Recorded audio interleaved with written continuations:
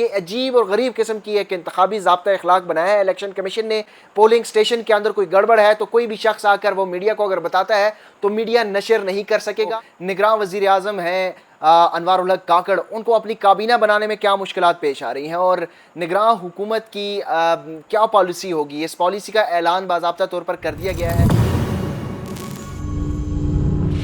बिस्मिल्लाहिर्रहमानिर्रहीम, अस्सलाम वालेकुम नाज़रीन, ज़ुबैर अली खान अपने डिजिटल प्लेटफॉर्म पर आपको खुशामदीद कहता है। आज सबसे पहले हम आपको बताएंगे कि शहबाज हुकूमत के ख़ात्मे के एक रोज़ बाद ही जो होश रवा नताइज हैं वो सामने आने लग गए हैं और किस तरीके से अब आवाम मज़ीद महंगाई के दलदल में जाएगी, इस हवाले से बात करेंगे। और उसके साथ साथ जो निगरान वज़ीर आज़म हैं अनवारुल हक काकड़, उनको अपनी काबीना बनाने में क्या मुश्किलात पेश आ रही हैं और निगरान हुकूमत की क्या पॉलिसी होगी, इस पॉलिसी का ऐलान बाज़ाब्ता तौर पर कर दिया गया है। आप सब लोग जो हैं वो ये पूछ रहे थे, मुताद्दिद लोग जो हैं वो आजकल पूछ रहे हैं कि जो निगरान हुकूमत आएगी तो क्या इसकी पॉलिसी क्या होगी, क्या तरीके इंसाफ के लिए मज़ीद मुश्किलात होंगी या कुछ नरमी आएगी। इस हवाले से हम आपको आज के व्लॉग में बताएंगे कि निगरान हुकूमत की पॉलिसी क्या होगी। सबसे पहले तो जो 14 अगस्त के बाद हुकूमत का खात्मा हुआ है और पहले रोज़ ही आपने देखा कि डॉलर की ट्रिपल सेंचुरी मुकम्मल हो चुकी है। इंटरबैंक में डॉलर तकरीबन 300 के करीब पहुंच चुका है और जो ओपन मार्केट में जो डॉलर है वो 300 से भी तजावज़ कर चुका है। और जो मुख्तलिफ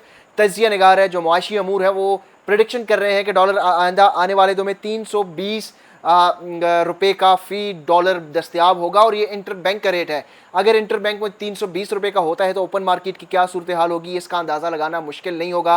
और उसके साथ साथ पेट्रोलियम मसनूआत की कीमतों में भी एक बड़ा इजाफा होने जा रहा है। ज़ाहिर है डॉलर की कीमतें जब बढ़ेंगी तो पेट्रोलियम मसनूआत की कीमतों में भी इजाफा होगा और ये सब कुछ हो रहा है IMF के कहने के ऊपर।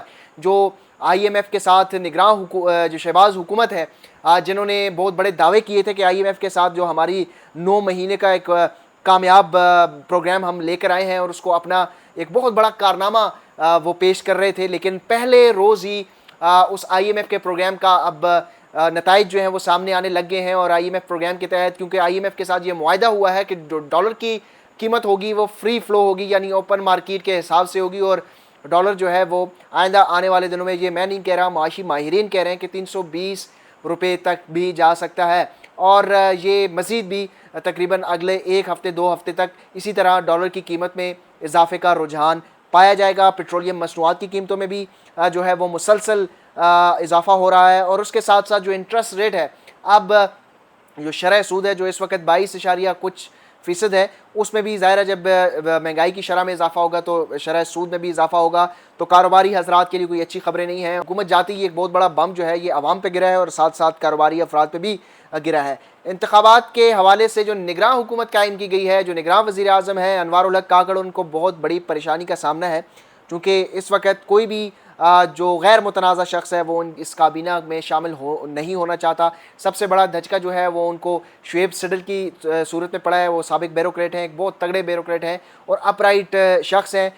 वो हमारी इतलात के मुताबिक उन्होंने इनकार कर दिया है, वो किसी भी तरह के काबीना में कोई भी ओहदा लेने के लिए तैयार नहीं है। और उसकी सबसे बड़ी वजह ये है कि जो शुएब सिडल हैं उनको इंटीरियर मिनिस्ट्री दी जा रही थी और इंटीरियर मिनिस्ट्री में जो कुछ करना था उन्होंने उसके लिए वो बिल्कुल तैयार नहीं है। और ये जो निगरान हुकूमत आई है ये यस बॉस कहने वाली हुकूमत होगी। ये नून लीग की एक्सटेंशन है। नून लीग की कैसे एक्सटेंशन है ये भी हम आपको बताएंगे और कैसे जो PDM हुकूमत है और पीपल्स पार्टी है उनको कैसे इस निगरान सेटअप में एडजस्ट किया जा रहा है, इस हवाले से भी कुछ हकायत बताएंगे। हामिद मीर का नाम जो है वो वज़ीर इत्तलात के लिए फ्लोट करवाया गया, लेकिन हामिद मीर जो सीनियर सहाफ़ी हैं उन्होंने एक बार फिर इनकार कर दिया है। वाज़ेह अल्फाज में उन्होंने कहा है कि मैं बिल्कुल भी इस किस्म की कोई भी ओहदा लेने के लिए तैयार नहीं हूँ। कोई भी जो इस वक्त माकूल शख्स है, जो समझदार इंसान है, वो इस वक्त काबीना में शामिल नहीं होना चाह रहा। अलबत्ता मोहसिन नकवी, सलीम साफ़ी और मोहसिन बेग जैसे जो लोग हैं जिनका काम जो है वो मुतनाज़ा या गैर मुतनाज़ा के साथ कोई ताल्लुक़ नहीं है, वो सिर्फ ओहदे के लिए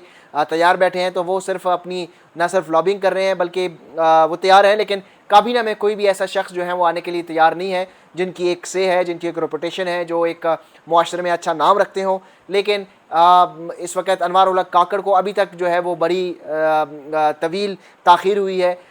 एक दिन गुजर चुका है लेकिन काबीना जो है अभी तक ऐलान नहीं हुआ और 1 से 2 रोज़ मज़ीद लगेंगे क्योंकि फ़ैसले कहीं और होने हैं। तो इसलिए अनवारुल हक काकड़ जो है वो मज़ीद लोगों से मुशावरत कर रहे हैं। हमारी इतलात के मुताबिक तकरीबन 1 दर्जन से ज़ायद वज़रा जो हैं वो पहले मरहले में हलफ लेंगे और उसके साथ साथ ये सिलसिला जो है वो तवील होता जाएगा।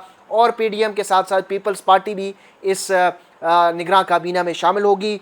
इसका ऐलान जो है वो भी कर दिया गया है। पॉलिसी जो है वो क्या होगी उस पर भी बात करते हैं।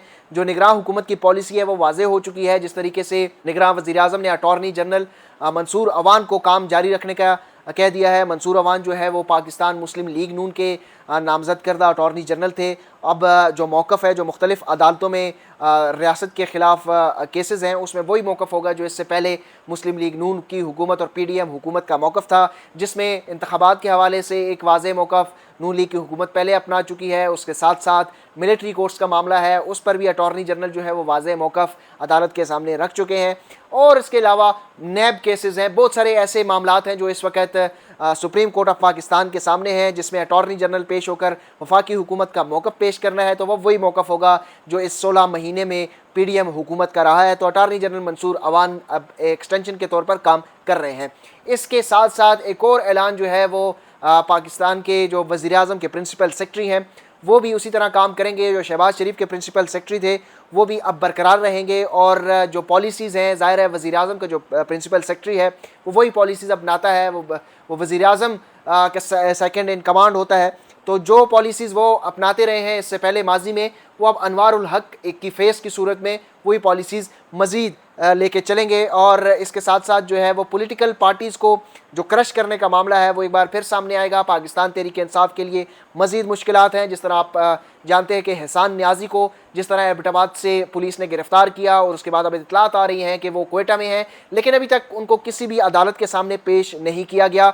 9 मई के वाक़े में वो मरकज़ी मुलज़िम के तौर पर नामज़द हैं। इसका मतलब ये है कि एक बार फिर एहसान न्याज़ी जो है वो लापता अफराद में शामिल हो चुके हैं। जिस तरह इमरान रियाज़ के हवाले से कोई उनकी जो है वो वेयर अबाउट्स का पता नहीं है, इसी तरह एहसान न्याज़ी का भी कोई इल्म नहीं है। उनके वालिद जो है उन्होंने भी एक वाज़ेह ट्वीट में ऐलान किया है कि एहसान न्याज़ी जो है चूँकि उनको एबटाबाद पुलिस ने गिरफ़्तार किया था, असूली तौर पर उनको मकामी अदालत के सामने पेश करना चाहिए था, लेकिन उनको कोयटा पुलिस के हवाले कर दिया गया है। लाहौर के एक मुकदमे में भी वो नामज़द मुलज़िम है। ये भी इत्तलात आ रही हैं कि उनको कोयटा पुलिस के बाद वो लाहौर पुलिस के भी हवाले कर दिए जाएंगे, लेकिन मकामी अदालत के सामने पेश नहीं किया जा रहा। अदालतों की बेतौकीरी की जा रही है। इस्लामाबाद हाई कोर्ट के जो जज हैं जस्टिस बाबर सत्तार, उन्होंने एक वाज़ेह मौक़िफ़ अपनाया है और उन्होंने कहा है कि जो 3 MPOs के तहत जितनी भी गिरफ़्तारी इस्लामाबाद की हदूद में हुई हैं तो वो IG जो जेल खाना जात हैं उसकी तफसीलात पेश करें। तो इस हवाले से इस्लामाबाद हाई कोर्ट के जज जस्टिस बाबर सत्तार ने एक अपराइट आदमी हैं, अपराइट जज हैं और इससे पहले भी इंसानी हकूक़ के लिए काफ़ी ज़्यादा वोकल रह चुके हैं।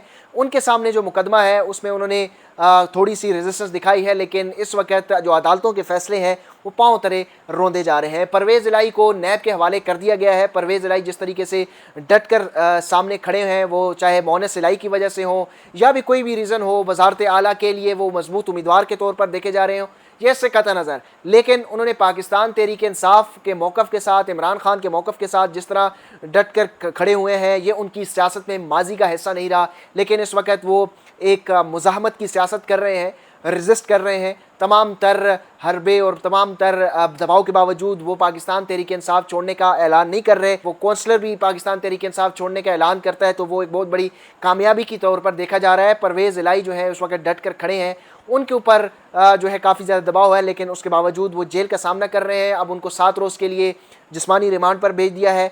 नैब के तहवील में वो होंगे, नैब की तफ्तीश वो का सामना करेंगे और उसके बाद जो है वो मज़ीद उनकी जिस्मानी रिमांड की इस्तदा की जाएगी। इसके साथ साथ जो ये सारी सूरत हाल है, जिस तरह एहसान न्याज़ी हैं, जिस तरह आप देख सकते हैं कि परवेज़ इलाही है, तो ये सारा मामला इस तरफ इशारा कर रहा है कि जो इस वक्त निगरां हुकूमत है वो भी नून लीग की एक्सटेंशन होगी, PDM की एक्सटेंशन होगी। नून लीग के जो लोग हैं, जिस तरह हमने जिक्र किया कि प्रिंसिपल सेक्रेटरी वही है, इसके साथ साथ जो अटॉर्नी जनरल हैं वो भी वही है। तो ये एक वाज़ेह मौक़िफ़ है कि नून लीग के लोग तो काबीना में शामिल होंगे।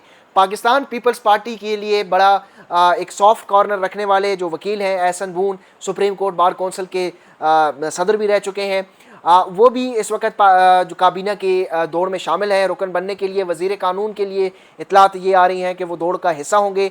तो पाकिस्तान पीपल्स पार्टी के साथ उनकी बड़ी जो है वो कुर्बतें हैं, तो पीपल्स पार्टी को भी एक हिस्सा जो है इसमें दिया जाएगा। यानी हम इससे पहले भी ये बात कर चुके हैं कि जो निगरां काबीना होगी वो पीडीएम और पीपल्स पार्टी का एक कॉकटेल बनाया जाएगा। जिस तरह खैबर पख्तूनख्वा और पंजाब में अपोजिशन और गवर्नमेंट को हिस्सा दिया गया था और खामोश करवाया गया था, तो इसी तरह का सिलसिला जारी रहेगा। अलबत्ता IMF का प्रोग्राम जो है उस हवाले से अब वज़ीर-ए-आज़म जो है, निगरान वज़ीर-ए-आज़म, उन्होंने कुछ मुलाकातें भी की हैं। IMF के वफ़द ने अक्टूबर के एंड और नवंबर के आगाज़ में एक दौरा पाकिस्तान का करना है, एक मीटिंग शेड्यूल है, तो उसमें जो अगली किस्त है वो जारी होनी है। तो इस हवाले से निगरान हुकूमत जो है वो ज़्यादा फोकस उनका IMF की डील ही होगा, ना कि इंतखाबात करवाने के हवाले से उनका कोई फोकस होगा। इलेक्शन कमीशन ने भी मीडिया के ऊपर जो ज़ाब्ता अखलाक है वो जारी कर दिया गया है, जिसके तहत जो अवामी सर्वे हो रहे हैं उनके ऊपर पाबंदी लगा दी है। ना सिर्फ मीडिया बल्कि सोशल मीडिया और डिजिटल मीडिया के जो